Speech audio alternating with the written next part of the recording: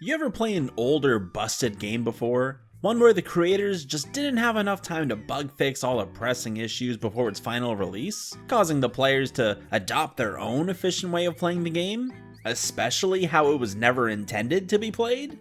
Well, if you've ever played Super Smash Bros. Melee, then you absolutely have played one of these games. In this video, I'm going to be talking about how little kerfuffles in the codes of our games actually enhance them, either with their playability or general fun. Just a little thing I like to refer to as good jank.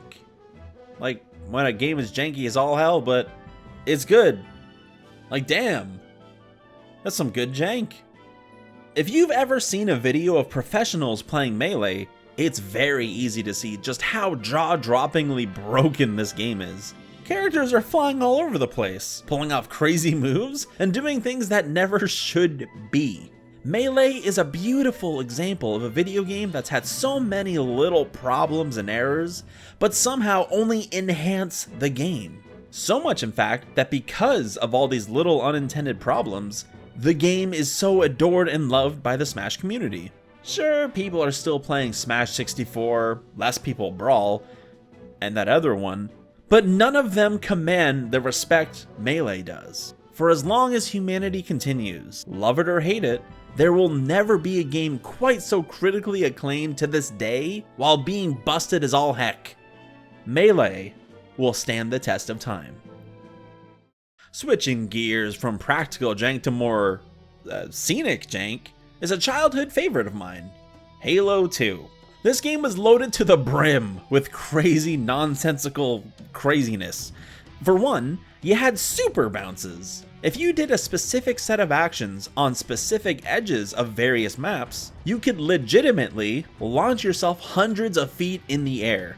Despite varying results, any single person could utilize this in any game, depending if they knew the map's specific patterns, crouches, and jumps to pull off.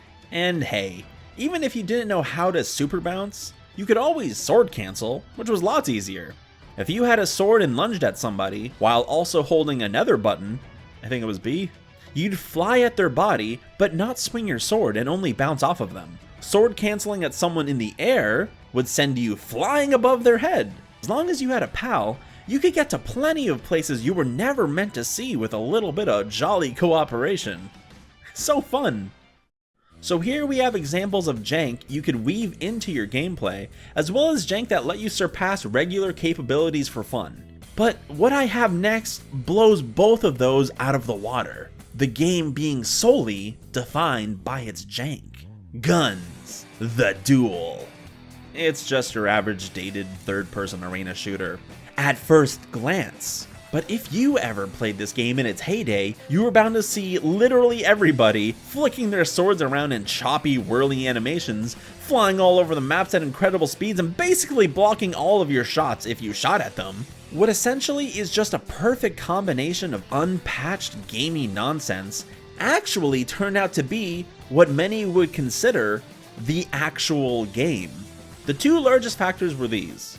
You could infinitely wall jump, so long as you slashed and dashed after every single jump, allowing you to stay off the ground indefinitely and move at incredible speeds. The other being that you could interrupt your slash animation by blocking, only to let out another slash immediately, increasing your damage output significantly.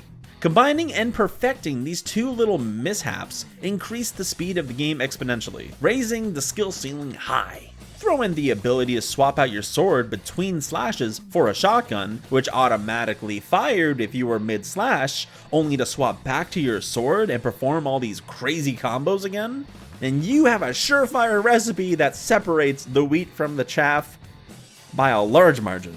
It's almost a little tricky to explain the APM you'd have to obtain to competently play this game, but, I could try.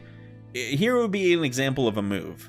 Double tap forward to dash, spacebar to jump, left click to slash, right click to block cancel, then land. Alright, so there you have your standard attack move. Add in some walls though, and here's what we got. Double tap forward to dash towards the wall, jump off the ground, jump off the wall, left click slash, mouse move away across the street, double tap dash, jump, slash, dash dash, and so on. Your fingers are gonna be real busy doing this stuff. And that's just like your standard move. That's a normal move. In the middle of a fight, trying to close the gap between your enemies, all while trying to inflict damage, while also dodge blocking the harm coming your way, is actually quite difficult. Rest in peace for mechanical keyboard users' ears, because the endless myriad of clicks in even a couple seconds might be enough to deafen you. And the best thing about all this? The game devs knew about it. Never fixed it. Ever. If the idea of this game actually entices you to learn more about this buried gem, then I suggest looking at this video, link in the description. It really goes in depth about all the different little crazy things about it and why it went way under and nobody's heard about it. Fun watch. Give it a look. Give it a check. Give it a look. Watch it. Just watch the video. Anyway, that's gonna be it for today. If you think I'm a chill dude who likes to hang out with his friends, then like the video. Leave a cool guy comment and, you know, share it with your friend. Epic. That's epic that you like the video. Epic people want to see me do well. Epic people only. Show your most epic friend. Bye. Goodbye. Oh, kill me.